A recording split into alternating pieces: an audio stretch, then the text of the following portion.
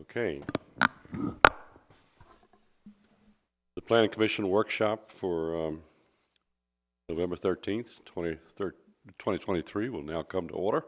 And tonight's business is strictly a workshop. We don't have any public hearings tonight, and we're here to deal with the transportation and multimodal options segment of our comprehensive plan. I'm going to start by calling the roll.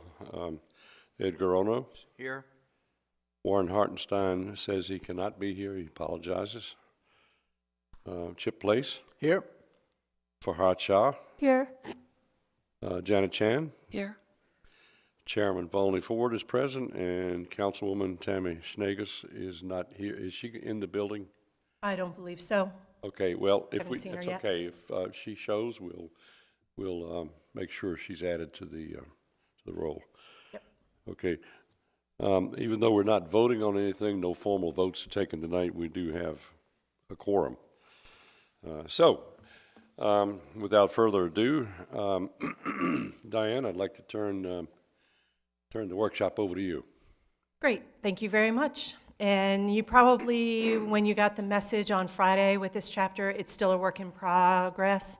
The main sections are the road network, and I'd love your feedback on those pieces as well. And it's a work in progress with all of these, with the goals and actions and visions.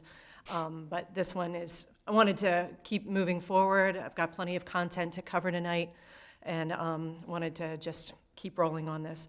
So the transportation chapter, it's a focus on multimodal options, and you'll really see that in this document. It's an intersection of a lot of options that we enjoy in this area, in Havre de Grace, Aberdeen, and Perryville.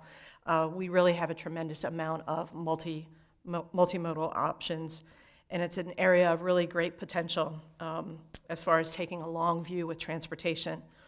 I'd like to thank Eric for his assistance with this chapter, the tables, the structure of it, some of the images. It was a team effort. And I wouldn't mind, Eric, if you chime in at all. Please feel free to help me out. He's working on some implementation elements of the transportation chapter, specifically sidewalk inventory and a bus shelter. Hey, great to see you, Tammy. Excuse me. Yep. So I'd also like to add that Councilwoman Schnegus is present. Yep. Thank you. Proceed, please. Sure, no problem. And he's working on the sidewalk inventory and bus shelter project with DPW. And implementation, as you know, is key to transportation in making the area better for the residents and users of all modes of transportation. As always, I want to thank Maury Thaxton for her mapping and GIS graphics.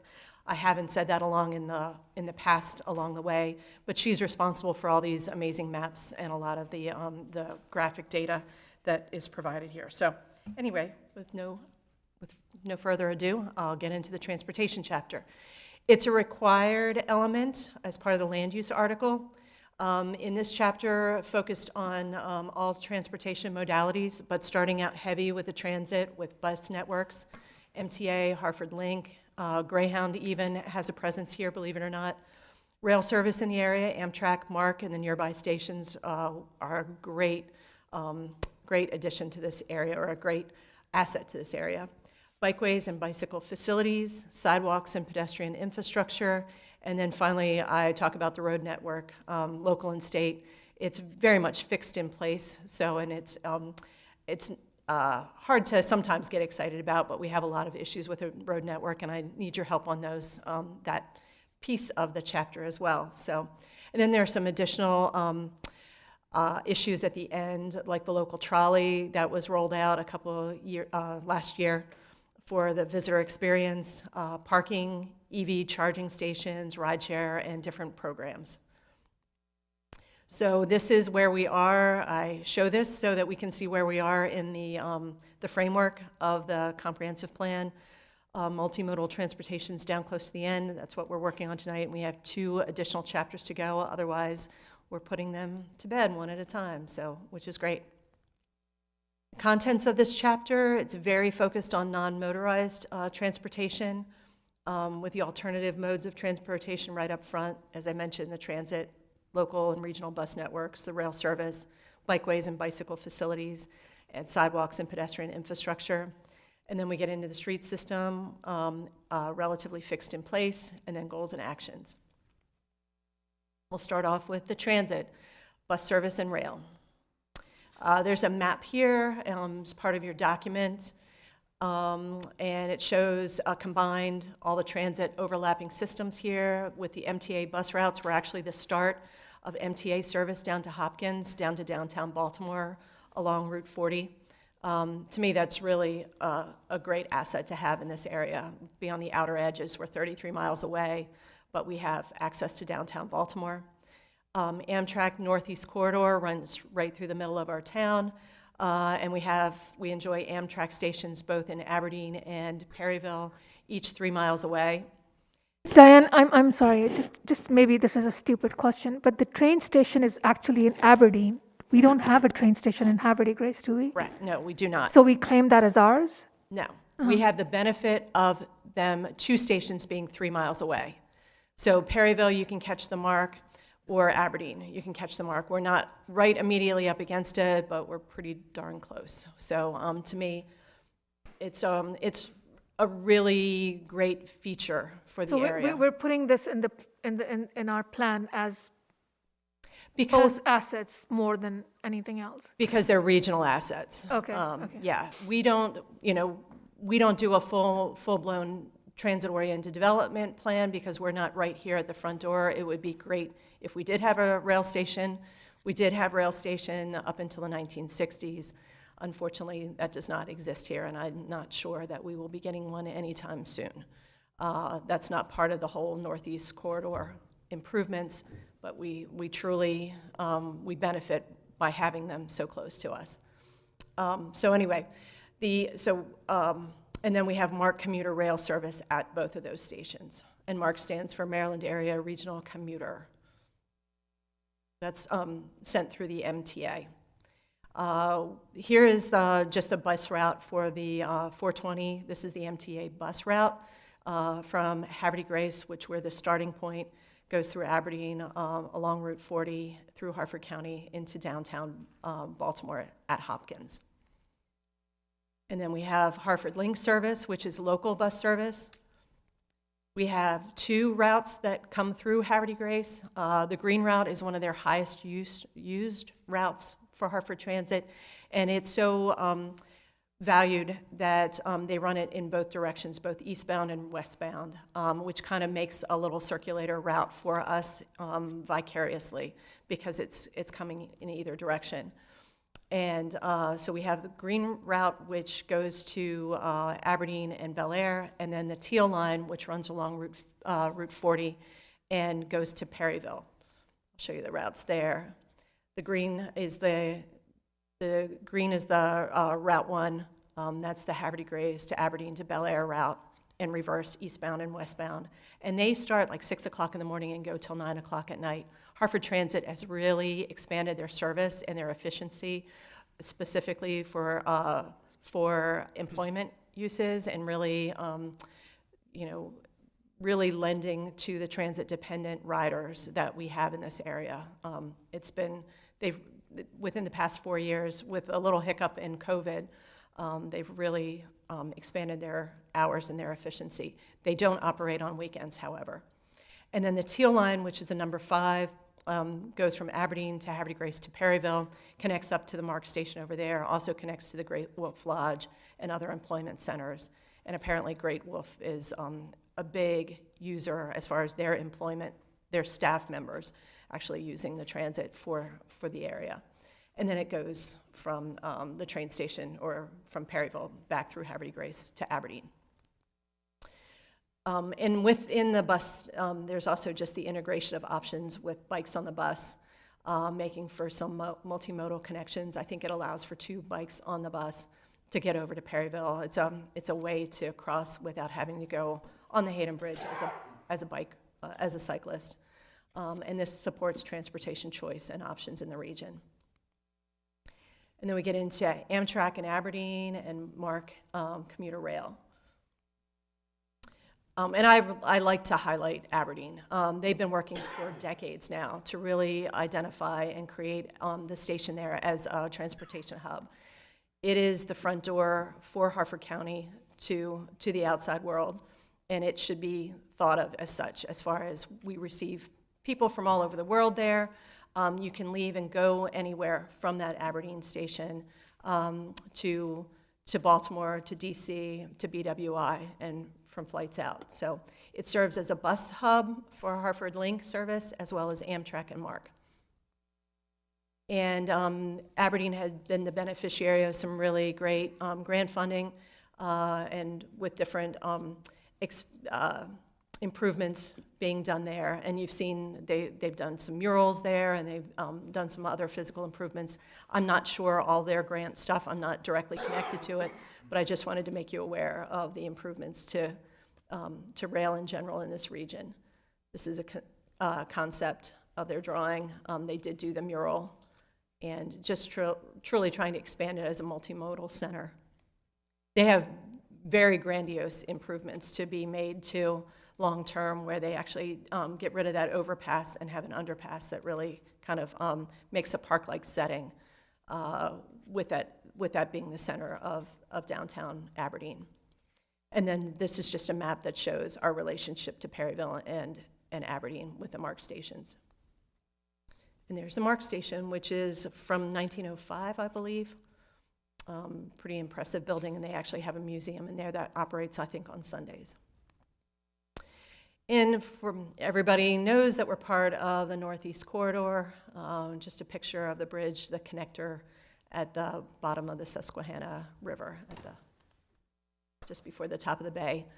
I bring up in this chapter the fact that there's the big project. It's been going on for the past 10 years as far as the environmental review process for the 2 new bridges that are going to happen to replace the 1906 bridge. It's just kind of funny this past week, the announcement for the funding for these bridge expansions. So it's been secured. It's $2.08 billion for the Susquehanna River Rail Bridge project, 2 new bridges, plus the Gunpowder Bridge and Bush River Bridge, which are also within Harford County. With that, it's estimated it'll be about 10 years worth of construction. They're doing final design. We'll be doing final design probably for the next couple of years, probably next 2 years. And I think they're looking at construction about 2026 start. Bikeways and bicycle facilities. So we are diving full force into bikeway planning. Tim Boursier managed to achieve 2 grants from the Kim Lamphere Bikeways and Bikeways Network Program for $210,000. It's 2 separate grants. One's for feasibility and one's for a minor retrofit. The map within the document shows sort of the general outline for the thinking related to it, where we keep using the routes 1, 2, and 3 that we've used in prior comprehensive plans, where we have a downtown loop focus, North Park Loop, which is a natural trail, and Old Town, New Town bikeway connection. And then we expand. The whole idea is to expand out from that center. The Bikeways Network really builds on prior ideas focused on the old towns for now. Sustainable Community Designated Area, which is everything east of Route 40. The whole idea is to make successful routes, to implement plans as opposed to just having it in a document. And we're exploring additional ideas like the use of the Norfolk Southern Rail Spur as a feasibility to try to make successful linkages along Revolution Street, for instance. And the whole idea is to build outward to the newer communities, creating a network. This is one piece of it. It's to build out over time. And as part of the thinking along the way, there's also reimagining Route 40. And fortunately, we've had the benefit of the BMC spending some effort up here last year to really help us with that as far as looking at a grade-separated pathway to link Aberdeen and Havre de Grace together with a pedestrian bike-friendly, it's pedestrian and bikeway between Havre de Grace and Aberdeen, with a whole idea of sort of a complete streets focus ultimately.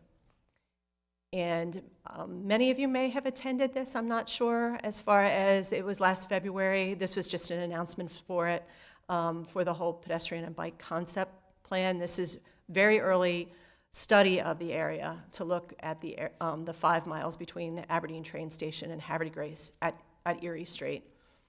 And they had a public work session, and ideally we'll be taking that the next steps to take it beyond concept to looking at design.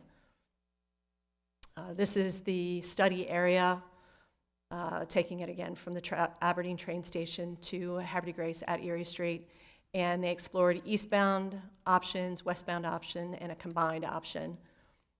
And the preferred concepts were the westbound option or combined option where it switches eastbound in Havre de Grace right at Lewis Lane. And this will be online for anybody after the fact if you want to look at these maps later.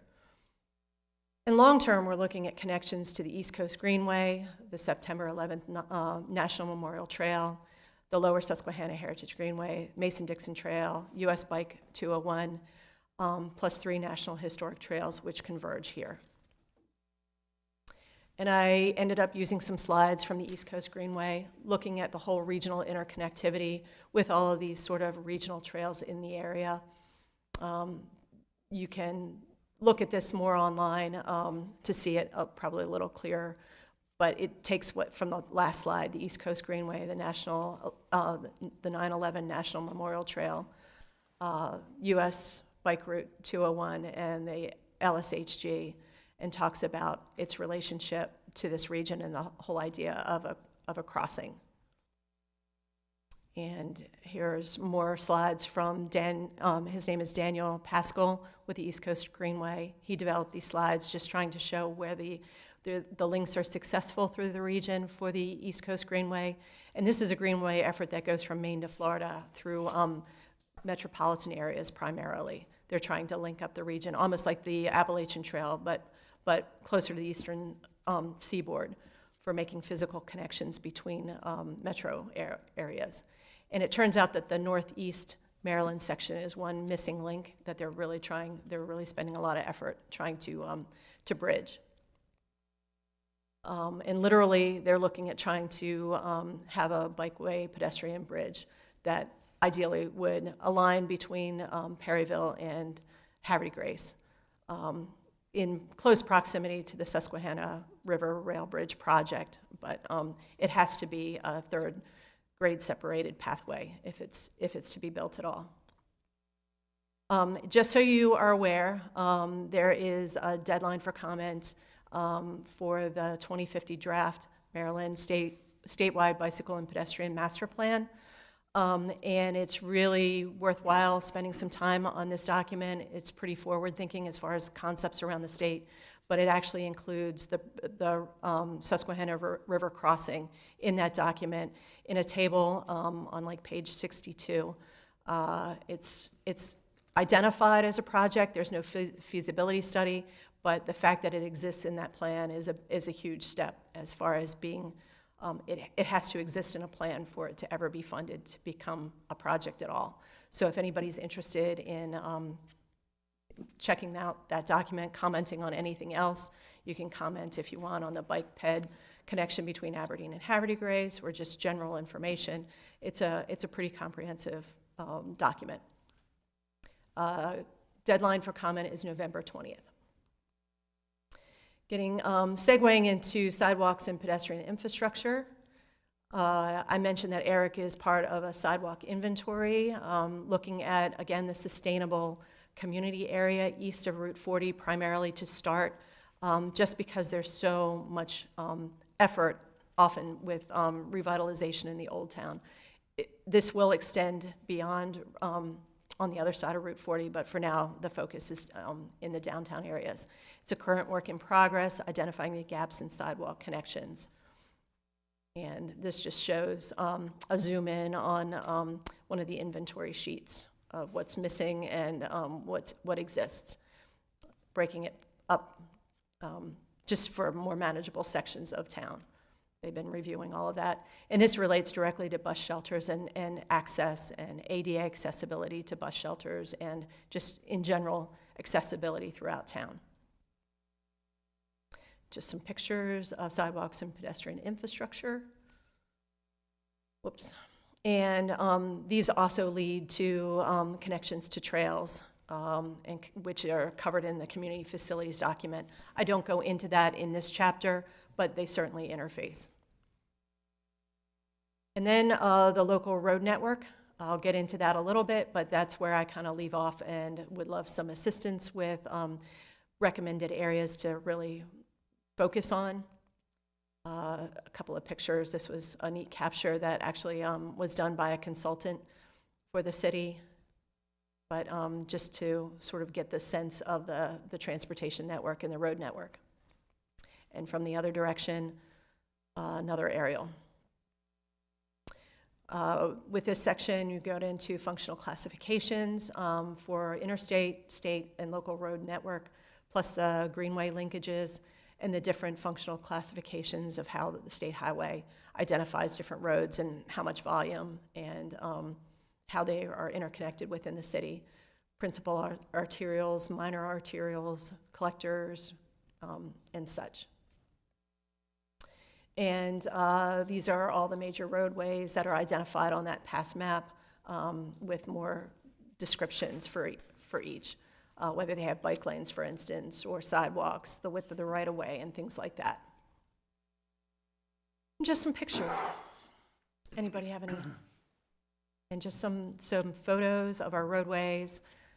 We take them for granted as far as transportation isn't necessarily exciting for everybody as far as a topic, but it's really, really critically important, and it's definitely good to be energized about it. So love your feedback, how to strengthen the document, how to propel us forward.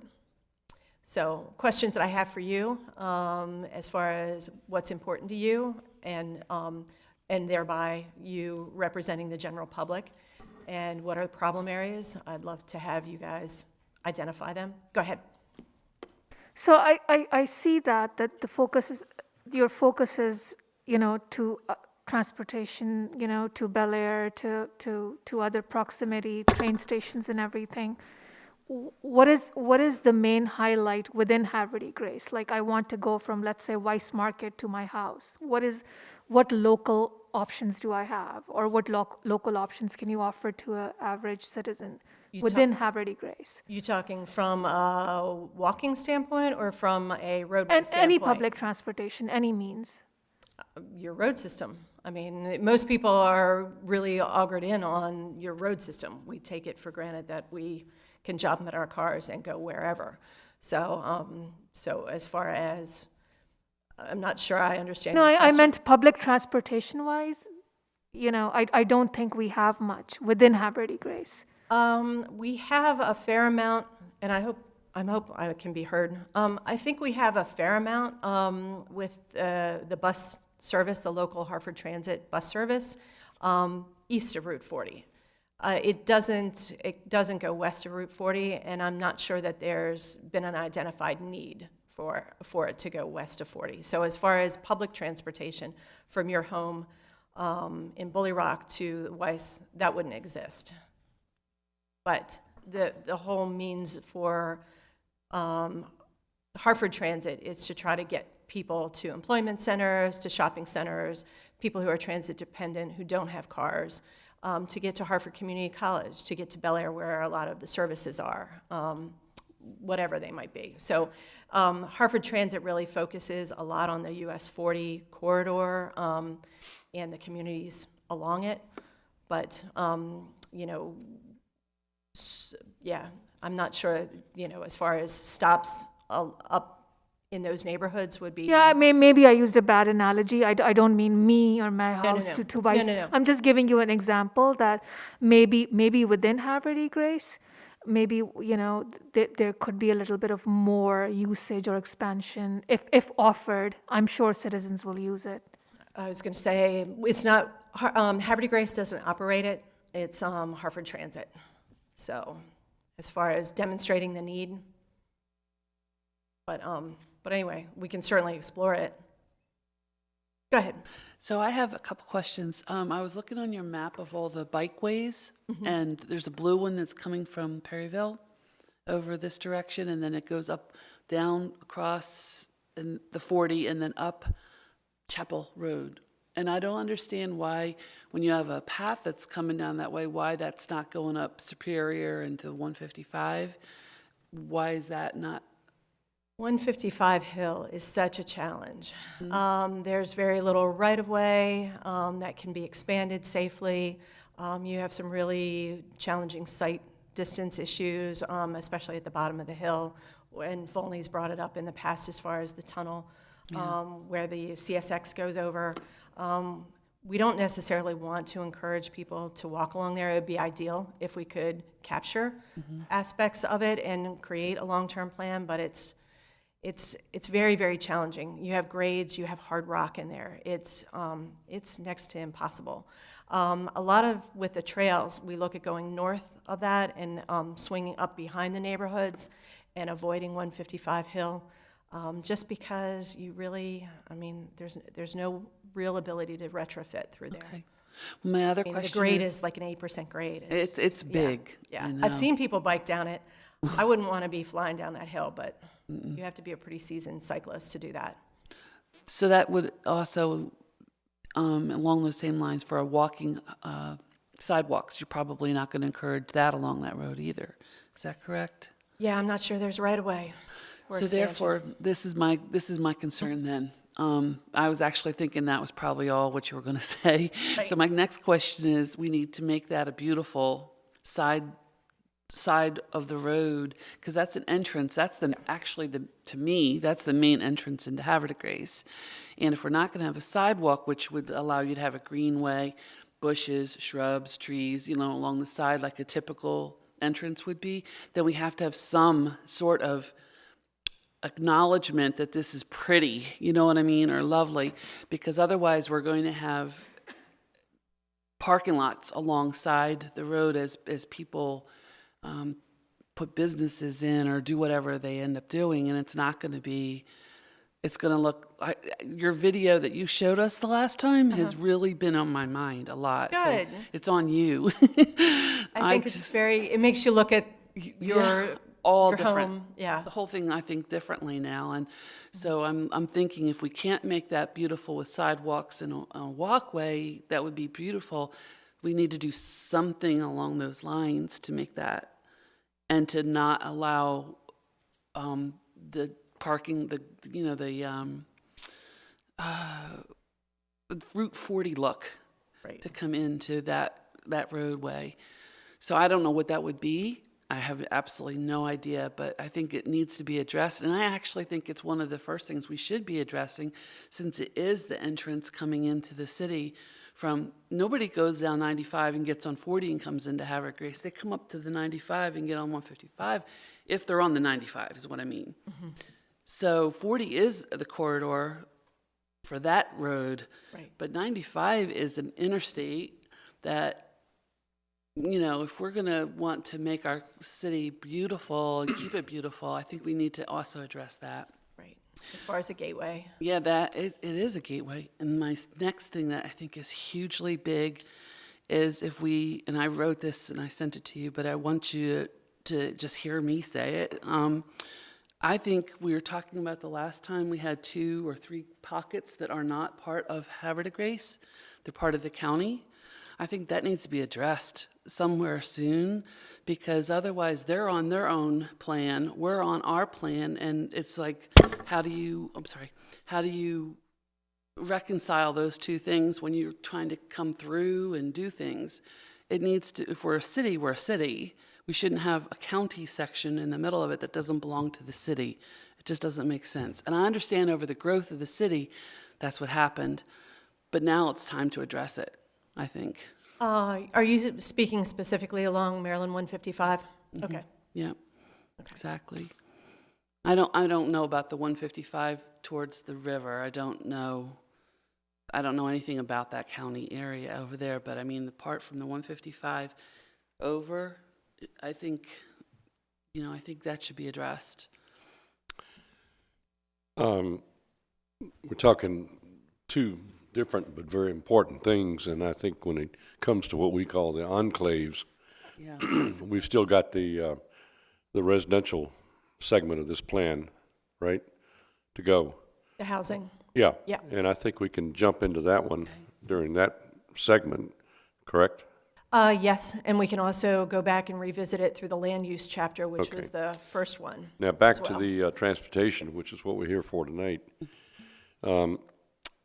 I think that it's going to be a huge mistake to just write off the 155 hill because of its extreme slope and its limited right-of-way width and everything else. The state of Maryland can do some very creative things when it's pushed to, when it needs to. And what I experience all the time on that hill, because I use that hill, that's directly from right here to my house. Right. And I'm up and down that hill because I go to the office several times a day, and I'm up and down that hill 4, 5, 6, sometimes 7, 8 times a day. And it's amazing how much pedestrian traffic is on that hill. Yes. On both sides, and they even find themselves having to walk against the traffic the wrong way because on one side it's safer to walk going down the hill, but when you get to the bottom it's safer to be on the other side. And then when you get in, you would think that you would just stay on the western side of the hill or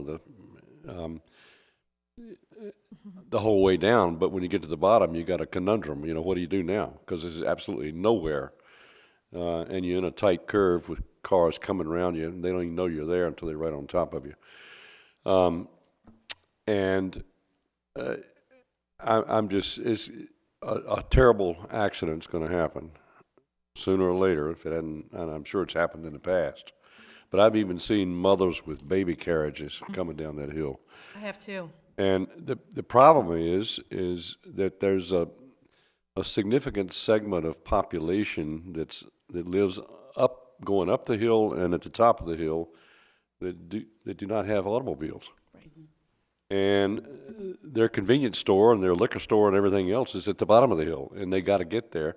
And there's no way in the world they're going to walk all the way over to Chapel Road and come down that way from there, because that doubles the distance for them and does not eliminate a bunch of hills either.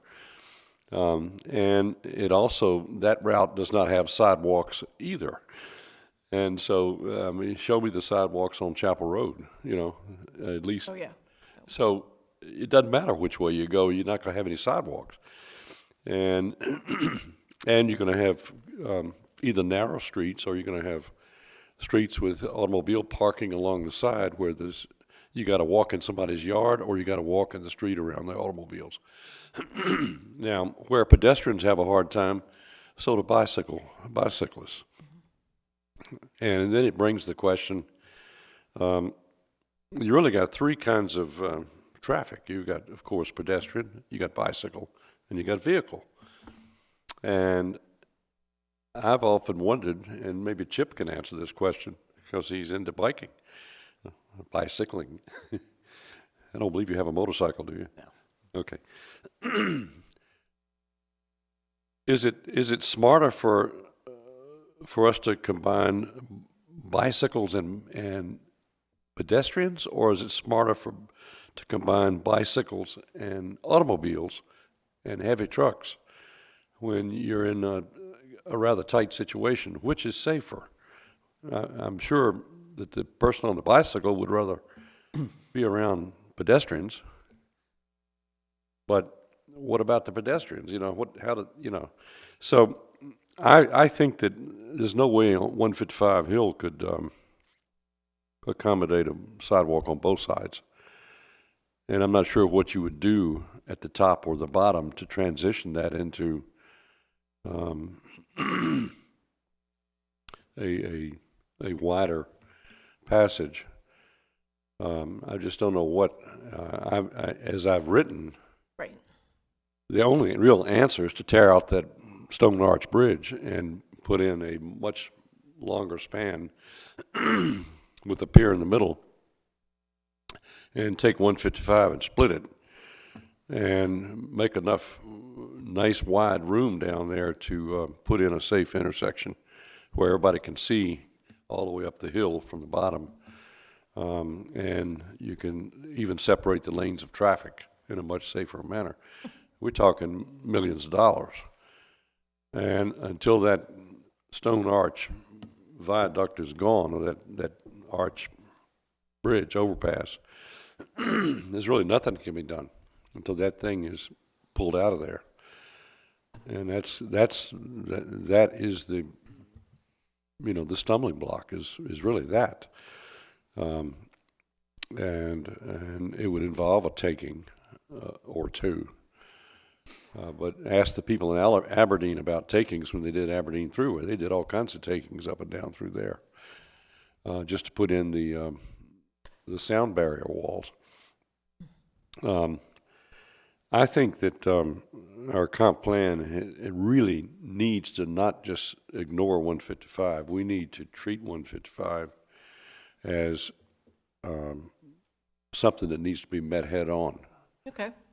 I really do. It's because we lost our grand opportunity when we weren't able to put in the Havre Grace Thruway because of one stinking farm, and that was a tragedy. That was an absolute tragedy. But then once all the Grace Harbor and Bully Rock got developed, then that was the end of that. So now we're in a situation. Enough for me. Anybody else? I have a few things, unless anybody else has something quick they want to do. Okay, I'll echo both of you in terms of 155. I think that's vitally important. I've made the effort of doing the Joe K Trail and then scrambling up the hillside, and only to be met with 155 when I tried to loop my way back, and it's just not safe. And there's too many situations like that in this town. Once you get out of the old town, it's just unsafe. This city is unsafe, and it needs to be fixed, and 155 is one of them. Let me just loop back. I had a chance to look through the Maryland statewide bicycle and pedestrian master plan that you showed, Diane, and it's really informative. So I recommend everybody at least leafing through it, and you'll see accident statistics and a lot of good basic information there. So, and if you have a chance to comment and support it, I would recommend that you do so. Just on a procedural question, I'm wondering, have you all coordinated with the Traffic and Safety Committee on this? No, No? not yet. Okay, I'd recommend, and just like Historic Preservation with that commission, I'd love to hear their feedback on that, and of course Public Works as well, which you do reference here in a few places. And it is still a work in progress, Right. so definitely would be interested in having everybody take a look at it. And Okay. On the new rail bridge, I think it'd be helpful just to see a rough layout of how it impacts the city, so people have some idea. I mean, it's basically double the right-of-way of. the Amtrak bridge Yeah, the new replacement, Amtrak bridge. the actual right-of-way is actually very generous Yeah. through Havre Grace, so it doesn't double the right-of-way, but it will appear to. It would double. appear to, right. They own a fair amount of right-of-way. They actually had 4 tracks historically up until it crossed the river. Right. So that all exists. It'll have a very different look within Havre Grace because it will be a wall instead of a slope. So they will bring that right-of-way out to the edge of their right-of-way. Okay, well, I'm sure most people like myself can't picture it. Right. So it would be good to have a picture of that, just for basic future planning purposes too. What we have very limited visuals for it at this point, so I try to include those, and what was done a long time ago as far as what the bridge is going to look like. Yeah. And the engineering drawings are very limited. So Just basic right. 2 lines next to on a piece of paper. Sure. Can I add? I don't- Before you get off of that one, could I add a little something to that bridge thing? Sure. I led a team of people way back, starting back in 2014. We were called the Rail Bridge Advisory Board, and we delved into every issue that we could possibly think of. and wrote a whole series of advisories to the mayor and city council of Havre de Grace and to mayor and town council of Perryville. And those advisories are still available. And we just jumped into every subject, including a way to get pedestrians and bicyclists across the river, and what the upsides and downsides were of each way of doing that. And this advisory board had people with great expertise on it. They weren't just folks like us. You know, we were able to go out and pick people to be on that board. Diane served on it as a liaison to the mayor. But everybody else that was on that board, except for me, who was just leading the thing, brought something to the table. We had a bridge expert from the State Highway Administration. We had a marine operations expert, and so forth and so on. And that's how we did that. Now, the Pennsylvania Railroad, which is today Amtrak, and its right-of-way is extremely wide. And it starts with the toe of these embankments that slope probably not even a 45-degree angle. I mean, a little bit shallower than that. And the top of the slope is wide enough for 4 tracks. The bottom of the slope is much wider. And that's what comes all the way through Havre de Grace. And so what they're going to do to be able to get these high-speed rails away from the low-speed rails is they're getting rid of the banks, and they're going to go all the way out to the tippy toe of the slopes, and they're going to stand walls up. And so if you can just visualize that geometrically, now we've got a top that's even much wider. And that's what's going to flow all the way through Havre de Grace, and the walls are going to be an imitation stone like you see in some of the really modern highway walls, and done to look like stone. And because they got to get the 2 high-speed tracks into a specially designed spiral to get around that curve and still maintain 160 miles an hour. And that's got to pull that way away from the low-speed tracks that are going through. So if you look down on it from a helicopter, those 2 pairs of tracks are going to be pretty separated from each other as they swing through town. The way they don't screw up the downtown down at Union Avenue is that they're taking the abutment that's there now, and they're going to move it back a half a block. And that allows the 2 bridges to land where 1 bridge lands today, and still not land in the middle of Otsego Street. So they'll still land in their right-of-way, but they'll be landing much further back into the town. And I hope that helps you to visualize how that's going to. Yeah, no, that's helpful. It would just be good to see on a map, just diagrammatically, how this lays out. Yeah. Okay, that's, I just want to add that. No, that's good. That's helpful. Thank you, Lonnie. And then advocating for the dedicated pedestrian hike bridge across the river, I think, is really important too. All right, back to roads that really need some help around here. You know, we've talked about it before, and I think most people recognize that the whole Chapel, Ontario, Ohio Street, Route 40, Oswego, that whole sequence is not right, and it's not working. It's dangerous. I see people walking up and down there all the time, and to my mind, that is the number one issue facing Havre de Grace, is that stretch. And here we're approving more and more houses up the hill too, which will mean more and more cars going by those folks that are walking along the side of the road. So I think it's really important, and I was glad to hear that Tim has received the grant, the bike grant, but then I was a little disappointed to see the Route 3 bike route that, you know, comes down Bully Rock Parkway and then cuts off down Grace Manor and eventually Lewis Lane and does not go down Chapel Road.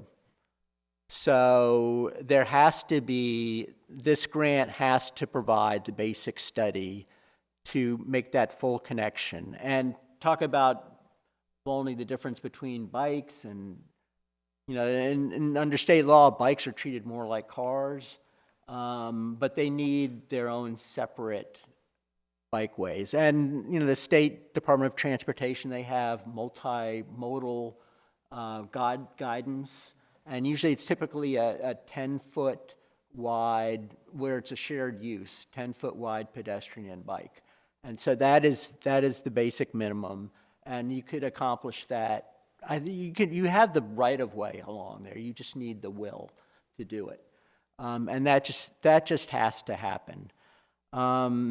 There's also the narrow bridge crossing at the stream right below Bully Rock, where I've heard tell that that's going to be replaced someday. I don't know if there's any plans for that, but that's obviously very narrow. I've seen kids on scooters crossing that bridge. I've seen people walking across it, and that needs, you know, the full 10-foot multimodal trail.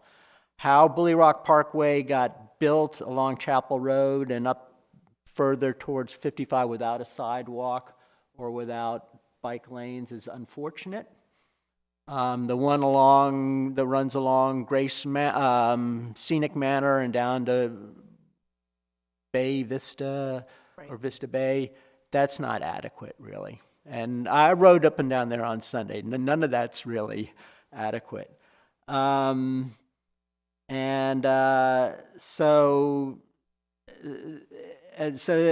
you know, when you go down there, and one of the interesting things about the bus routes too is it looks like there's bus stops for multiple lines right there somewhere in the, you know, Ontario Route 40 intersection. And if you think of improving the crossing there so it's safe for pedestrians, and if you have bus stops there, then you have your own little transit-oriented development. You have 2 vacant parcels right there. You know, that could be something in the city. You could improve safety and connectivity on multiple levels there, if you really focused on it a little bit. And then, so that, yeah, that's a good opportunity to, and then the Route 40 bike plan too, that the state is considering is really important, a real potential benefit. And again, that has a multiplier effect. Now you can think of Route 40 very differently, and just in terms of landscape and everything else. Right. And it becomes a great opportunity to build on. And in addition, you know, Lewis Lane and Robin Hood improvements too. Yeah, I had 155 on my list, so I won't say that again. And then I think you all touch on it, but you know, other connections, Chapel Road out to Earlton would be really good to have a safe pedestrian and bike route, because once you get to Earlton, you're able to get out onto the back roads, and which are really good for biking. Like you have Webster Road that runs parallel to 155, and then you can work your way to Hopkins Farm and the Creamery and get down down to the state park. Bully Rock Parkway, the same way. It should have had hike and bike trails, multimodal trails going all the way out to 155 and connecting to Lapidum. The Scion Hill concept plan shows a 6-foot trail. That really should be upgraded to a 10-foot multimodal, and that should also go all the way out and make that connection to Lapidum, so you could go down to the state park. And I'm just, you know, I'll be very interested to follow the future plans for Scion Hill to make sure something in that regard really happens. I think we talked about this once before too, and you show the North Shore Trail, but it stops at the quarry.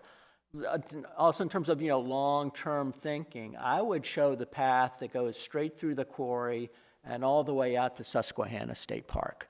The quarry's not going to be there forever, and even if there's some kind of intermediate way of accommodating a trail, it would certainly be worth thinking There about. actually is already a trail around Vulcan Quarry So you can go up that, I know, yeah, I've done it. Yeah, it's not, you can't bike that. you can't bike it. No. You can't get up the And grade. you can barely, I consider myself pretty fit, and yeah, it was a challenge scrambling up that hillside. Oh, yeah, I'm it's talking about straight, connecting the trail that's along the River Road through the state park all the way into Havre de Grace. Yeah, That I hear would you be through the quarry. I'm just with a 50-year plan for that quarry to continue. All right. I'm not optimistic. I mean, we can put a line on a map, but Yeah. we are trying to make other ways I reckon- around it and make it useful. Yeah, no, I recognize that is yeah, that's a long term. But what I like in town is, what's very good is recognizing the potential rail link in town. And I can't imagine that rail line gets much use, and The spur. the spur. Right. And that's a huge opportunity as well. So I'm glad to see that on the plan. Connecting Havre de Grace into the industrial area, by the way, and then to Swan Harbor. And that would be a real plus. And then if you think about it, it continues into the schools and around and towards the Star Center. So I think that's really good. And then I sent you some notes. There's some smaller, the signage for bike routes in town I think is needed. And especially little things like, you can take Giles to Bloomsbury Wilson and, how do you pronounce it? Pusey? How do you pronounce that street? Pusey, I think. Pusey. And then you're really close to Lewis Lane there. And there's ways to wind your way through. Then Lewis Lane is really the only halfway safe place to get across Route 40 right now, but shouldn't be the only one. A couple of comments on parking. I don't know why the city has a 3 parking space minimum per unit. That's exclusionary. That's just a way to keep housing out of Havre de Grace. And it's really counter to all this multimodal transportation ideas and just needlessly paves the landscape. So I think that particular code segment itself should be reconsidered. Usually parking is tied to bedrooms. If you have a 1-bedroom apartment, there's no reason to have 3 parking spaces, even a 2-bedroom. So that should be rethought. And I don't disagree. and by the way, I've heard a lot of complaints about parking in town. I have not really found parking to be a problem, to tell you the truth. I've gotten into the habit of getting my hair cut on First Fridays, so I can do 2 things. I'll come in late in the afternoon, I'll find a parking space within a block, and then enjoy First Friday. So even 4th of July, it was, you have to think cleverly about where you're going to park, but that is not such a problem. And, I'm glad that you all recognized all the funding sources that are available for active transportation, as they call hike and bike trails.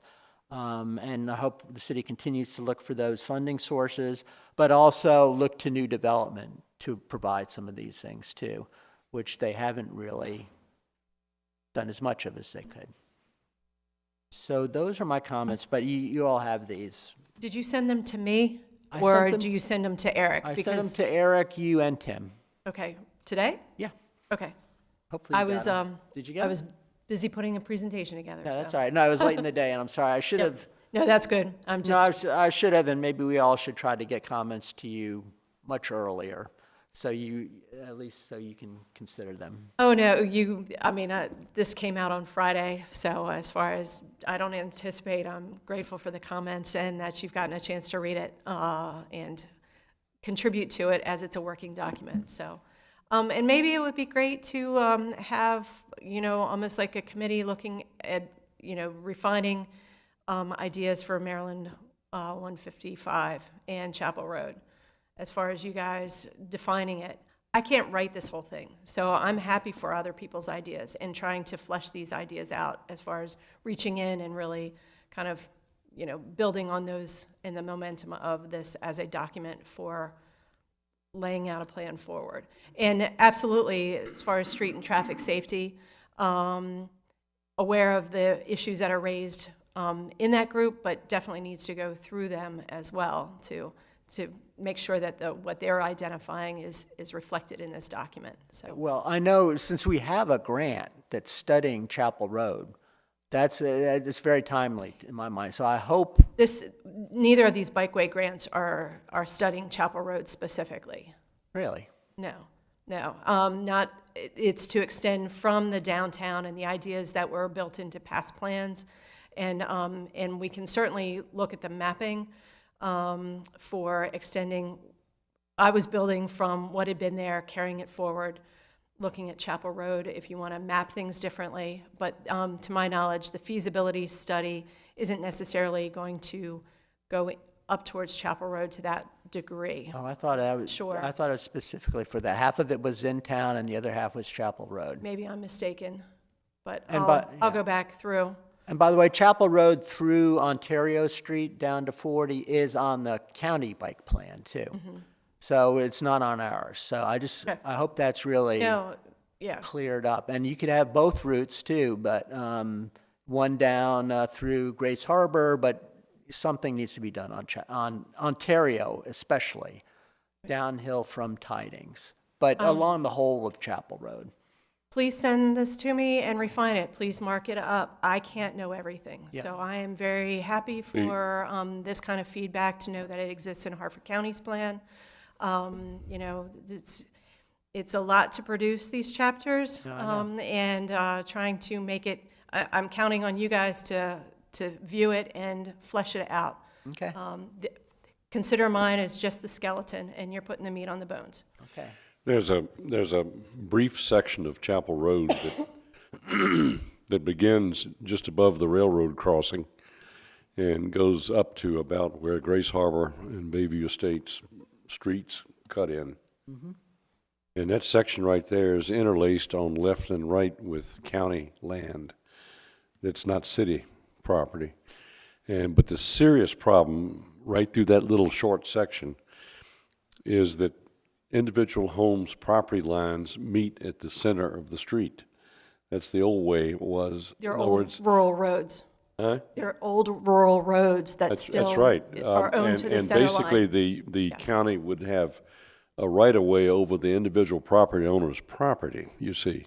And that's the way it is right through there. And in addition to that, those little houses that are right along that section are pulled up so close to the street that the only way that you can broaden the street or even attempt to put in a sidewalk is to just take the house. I mean, or at least take so much of the property that there's no front yard left. And that's the conundrum, is that little section right through there. It's a nasty situation. It's an unfortunate situation because we don't control it as a city. Yeah, because the there city are these little- can't even do the property takings because they can't take county property. I think that's the kind of thing you'd want to do in a feasibility study. Because I looked at the county GIS maps today, and there's a line that runs through the middle, but also the lots, especially on the west side, which I think is the city side, or the south side. Those are individual lots set back from the road. But So- they zigzag. This will set back, that one won't. Yeah, You well- jump on the other side of the street, and it's the other way around. And I don't think it's impossible to do something on No, Chapel it's Road. not. I think we need to look at it comprehensively, absolutely. Yeah. And if it's of interest to you guys as far as trying to flesh those ideas out and breaking up into groups again and looking at 155 and various specifics, I mean, it's worth thinking long term about these things. As far as 155 is challenging because of its geography and its geology. But, as far as, if you don't think about it, it can't happen to begin with. So in Chapel Road, I think there are ways to do improvements along there to unify it, whether it's rural or still a rural road on the center line. But On a broader note, and directly in line with what Chip is concerned about and suggesting, is that I think we've got some very, very difficult, obviously we've talked about them tonight, we've got some very difficult things to wrestle with in the future of Havre de Grace. We've got some problems. And they're going to take they're very challenging, and they're going to take some thinking about outside the box. And I think that because of that, I think our comprehensive plan needs to think outside the box. I think we need to not try to just say, well, you know, that's something 50 years down the road. For instance, the quarry. There's absolutely no reason why this comprehensive plan can't make a bold proposal to punch a water level trail straight through the middle of that quarry while it's still operating. And it can be done. And it's expensive, very expensive, and will involve a lot, but that's the only way that you're going to be able to do it. And once in the comp plan presents the situation and presents the only viable solution, I think it has a right to exist in the comp plan. And the same thing for the 155 Hill. It needs to be dealt with now, and neither one of those things are any more outside the box or any more wilder than the notion of putting a pedestrian bridge across the Susquehanna River at the downtown position. I mean, that's from an economic standpoint, that's totally wild.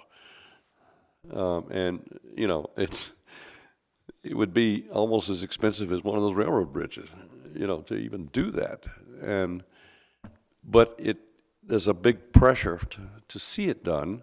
Therefore, it earns a place in the comp plan. And I'll agree with that. Mm-hmm. Yeah, I agree with that too. And even, I think, you know, some of those things are longer term, like going through the quarry, but some of these, again, like Chapel Road is essential. And if we're going to be rezoning agricultural land to the highest density use in the city, up on the hill, then we need to provide the infrastructure to support that. I agree. And you can't be adding cars to an unsafe street. So these are now issues. Some of these are now issues. And you have to do this right, you have to tackle existing issues as you're approving new development. And I'm not speaking to you, I'm speaking to the royal you, Diane. I'm looking at you, but please And don't. I think just to, I think from what I'm hearing, I mean, what Wolney just said, it's right on the money. I mean, you have to think out of the box. Remember, I think everybody said the city's expanding, you know, the housing is expanding, there are more people moving to the city. These things have to be looked at, and they have to be looked at from an average citizen perspective more and more so. And I'll repeat my point, what I said earlier. I know we have proximity to Aberdeen, Perryville, and their resources, but this might be a really good, you know, plan to really focus on what Havre de Grace has to offer, you know? In terms of transit? Or in Everything, terms of what everything? just I mentioned. Right. You mentioned a lot of resources, bus, bike, train, you know, whatever it may be. Well, it's not me, and I will make it a we. So I am inviting everybody to help with those types of language. It's a heavy lift to come up with these ideas on my own.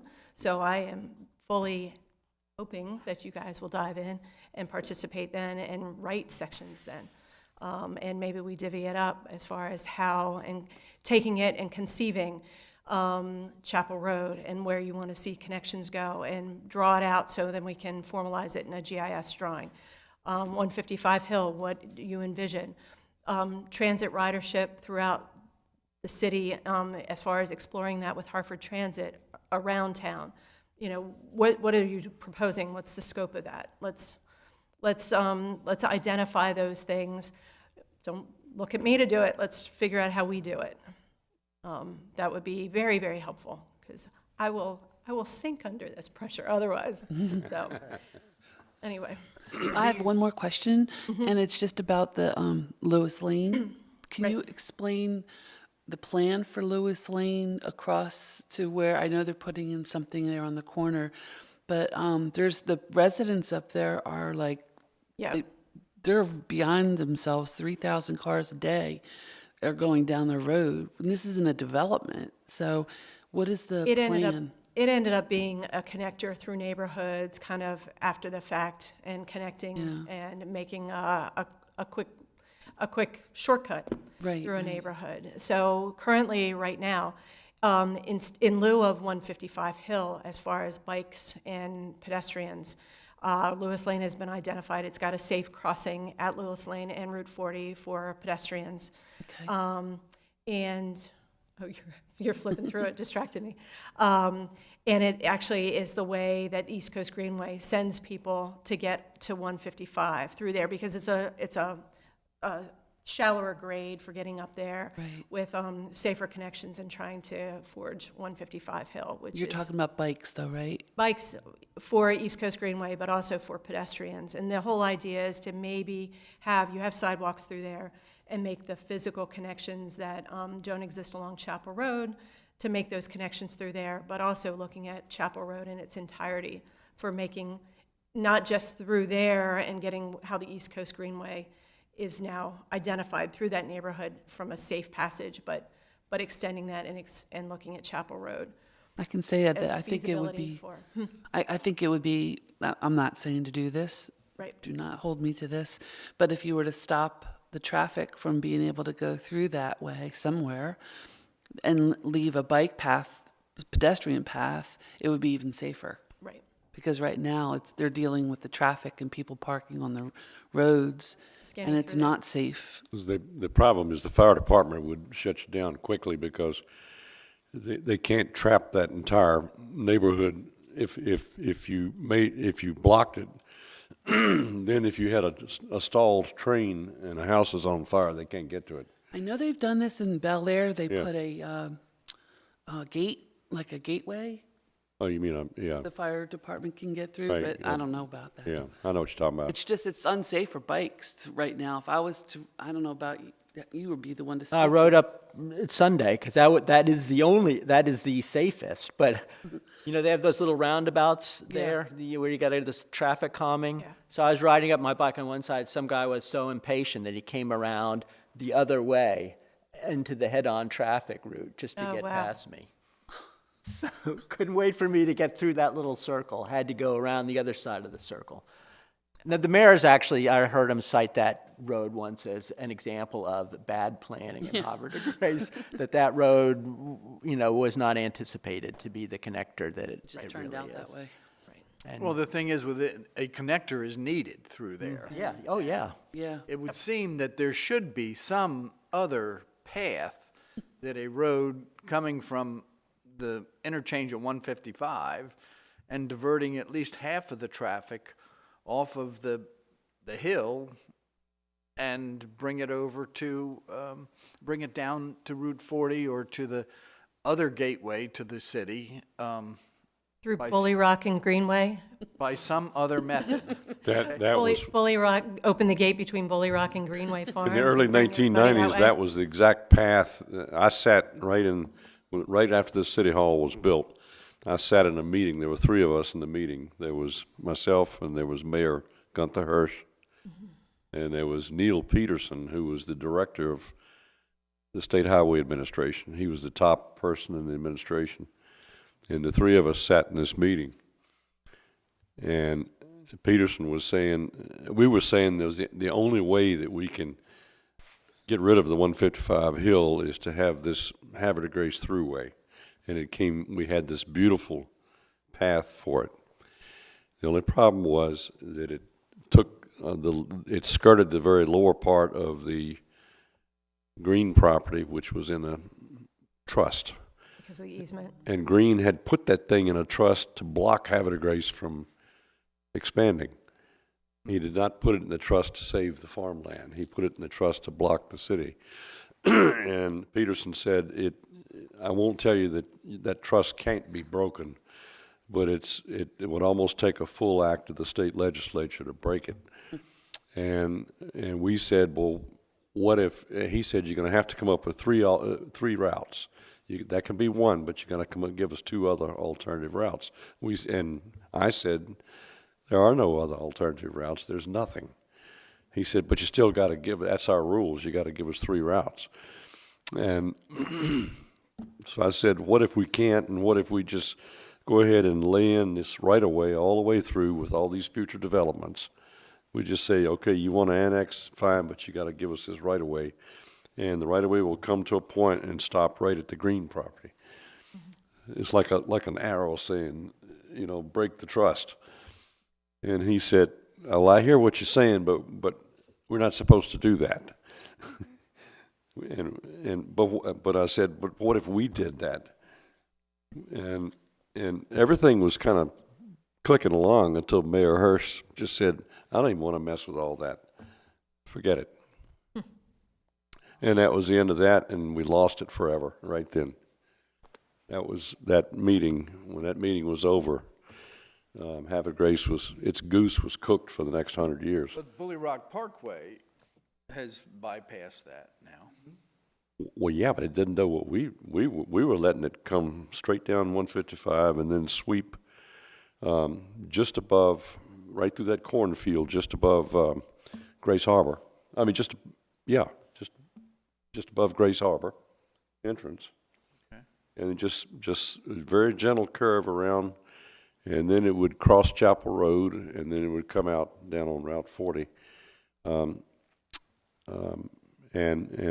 right where It has to be a more gradual hill as well, but it was anywhere along there. all the elevations were perfect all the way through, and it also gave a direct relief to Chapel Road straight out through that parkway. It was a 1996 plan, correct? Yeah. Yeah. It shows as prior to all the annexations that have occurred. Yeah, and it was just a really sweet solution to the future of Havre Grace. And the only thing that was in the way of it was that stinking trust. And I just was convinced that there would, in the future, there'd be enough pressure to break that trust. But Anyway, here's where we are, unfortunately, and we're trying to back end stuff and create and now solutions, we got to unfortunately. deal with it, and it just makes me sick every time I think about it. But Well, Diane, you know, we are always willing to help. Yeah. And it is a we. And, but just, it would help just to clarify what the point of this grant is that you have, that the department has. I wish Tim were here to Yeah. clarify. He's more directly involved as far as there's two parts to it. There's a minor retrofit part to actually get facilities flagged on the ground for sort of the downtown area. And then the second part is the feasibility piece. And parts of that are looking at the whole rail spur and dealing with Lewis Lane, but not necessarily, you know, we're trying to figure out how far the money can go. Looking at the feasibility, that's a smaller one. I think it's $65,000 for looking at the different options to extend the downtown loop system, the rail spur, and then Lewis Lane heading towards Chapel Road. It's not anticipated, I don't believe, to look at Chapel Road in its entirety. So I could be mistaken, and I'll take that back to Tim and I'll look at it. Been too busy cranking on it to really get into the specifics on it. Okay. But anyway, try to get you the answers on that. All right. Thanks. So I forget, what is it, 160 for the minor retrofit? I believe, for trying to make things happen on the ground, to show where we can actually safely have, and the whole idea is that would be on local roads downtown that are wide enough to handle it and to create a loop. We're creating the RFP now, and that's all Tim. So, anything else? And as far as, I mean, you want to attack Maryland 155? I'd be glad to work with you on that, or if you can just give me direction, I I'd was be going glad to say, as far as subcommittees, again, on trying to come up with specific things to drop into the chapter related to the roads networks and the deficits that we have. So, and you can walk away and think about it. You can send your own language in, whatever. Ways to ways to, The stone about it. arch, the stone arched bridge. yeah. I mean, could that be an issue of its own that, that seems to be the biggest bottleneck for the whole It's- project. For down there at the bottom of the hill, it's a pinch point, and it creates a sight distance problem. I mean, it's a hazardous situation for multiple reasons. Sure. I mean, the grades and the limited sight and the way things intersect there. There's a reason for it historically, how the roads connected. Actually, the original bridge was not a stone arch bridge. It was a truss bridge that had, that was there, and it was much more open, and they must have had to raise the height of it, that they put the stone vaulted bridge in there. So I have pictures, actually, when the first truss bridge was there. The project to modify that intersection or get rid of that arch and open up that entire vista at the bottom of the hill will be a very expensive project. Oh, yeah. And the railroad is not going to pay a penny of it because the problem is the State Highway Administration's problem. It's not the railroad's problem. They're perfectly happy with their stone arch bridge. And so if the policy normally is if the Highway Administration wants to expand under a bridge, then it pays to replace the railroad bridge. So that it'll be the Maryland taxpayers that will pay for that bridge replacement, not CSX. And in the process of replacing it, they actually have to build a temporary bridge for the trains, and the trains have to do, there's a term that railroaders use, it's called a shoe fly bridge. And basically they actually temporarily move the tracks over and build a temporary bridge to get across that gorge. And then they tear down the stone arch bridge and put the permanent bridge in its place. And then they bring the trains back where they belong. And so, because you can't stop the trains, you got to keep, and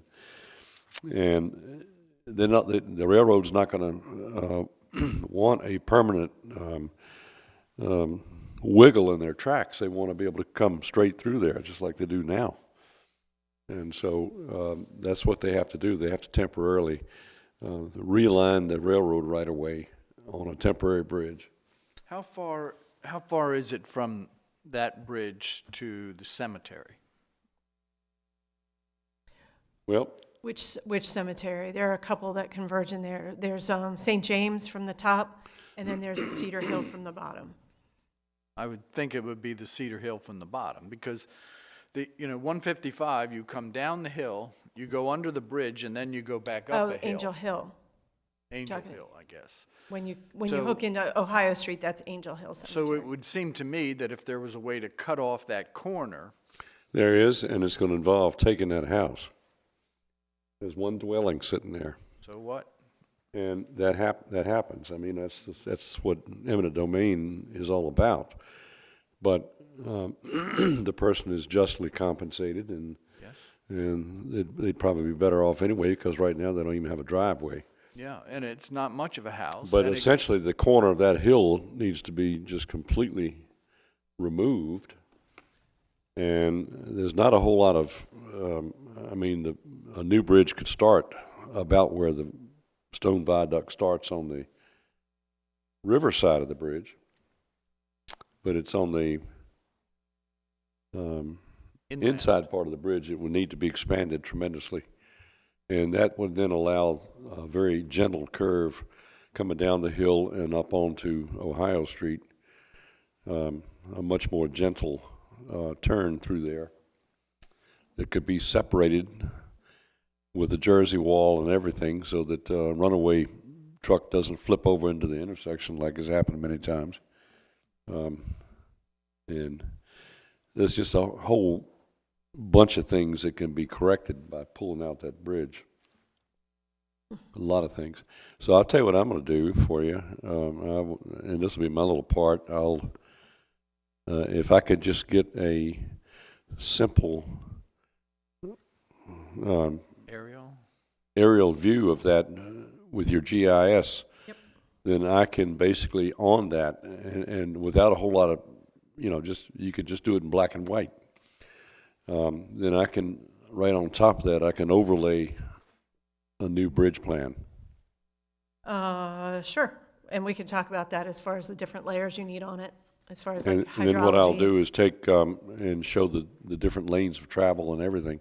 I'll just design a new highway for the state, Cool. That'd be helpful. seriously. And then you can take that and translate it into a pretty picture to go in your comp plan. No, if only you're going to assign it, and we'll just drop it in. All right? It'd be cool. And then we can take all the stuff that I wrote you before about the reasons for it, and you can borrow from that to write the segment, or I guess I could go back and rewrite it. From the earlier, yeah, the earlier work that you had done. Yep. No, So I can go I'll be back. glad just to let that be my little project. Okay. Now, who else wants to take on a project? Chip's going to do Chapel Road. Yep. But you're gonna, all right, now, who wants to do, now, I wrote something about punching through the quarry. You want me to do that one too? Sure. Okay. Do that one? I'll do To that. say, I don't know that it has to be too expanded. I mean, No, it doesn't. It doesn't have to Well, go it's the through the description. middle of it. It just has to go right along the water. right. But it would be a description of how it does that. And I Okay, think I've already written it. I'll give it to you and let you rewrite it. okay. All right. Now, those are the three major things we've talked about tonight that are serious problems for Havre de Grace, among many other things. But those are the three main ones. Anybody else want to tackle something? Yeah. Topic of a choice. Do you All right. do you want to do transit? Anybody? Whatever. Okay. Do we need to do anything else tonight? Nope. I was going to say, Eric, I think added the demographics just as a refresher, just to put that back in front of you. It will be a supporting resource chapter at the end, Okay. but it was more to bring it forefront again. At the end of all of this, with the chapters where we've got 2 more to go, housing and economic development, and both of them are underway. But looking at having everybody start to look at all the chapters, how they weave together. You know, it's one thing to look at them in isolation. It's another thing to look at them as a whole package, and wanting to make the threads that connect them together, and also the goals and actions. So those types of things I just want you to kind of start to think about. And, I've got all of the material from the subcommittees from earlier, and just trying to sort of tie things up and tie things together ultimately. Good. So we've been at this a year, folks. I was saying it was November 14th in 2022 when we first started out in the large conference room. So it's been a year. And the first chapter was reviewed January of 2023. So The work that you have done has been phenomenal since then. thank you. Phenomenal. And I appreciate that. your assistant that's been doing all the graphics. She's cool. Yeah, She was a that's- great find. I think this plan looks better than the professional plans that I've seen. Oh. Really. Thank you. Thank you. I will pass that along to her. I will Okay. tell her to watch the clip tonight. Anybody else got anything? Thank you, Diane. Yep. Would you? Yeah. Good job. Are we ready to? The professionals. We ready to call it a night? Yep. Okay. Well, we'll just call this workshop closed. Thanks.